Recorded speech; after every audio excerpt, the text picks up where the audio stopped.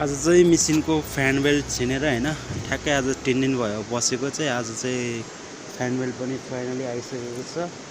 र आज चाहिँ हामीले चाहिँ फ्यान बेल्ट हैन बिहान बिहान फ्यान बेल्ट फेर्न लागिसकेका छौं र आजको चाहिँ फ्यान बेल्ट फेर्ने कार्यक्रम र साथसाथै धेरै कामहरु छ है आज चाहिँ 3 दिनपछि चाहिँ उठाउनु पर्ने कामहरु जति चाहिँ उठाउनु पर्छ आज चाहिँ फाइनली कार्यक्रम हाल भइरहेछ।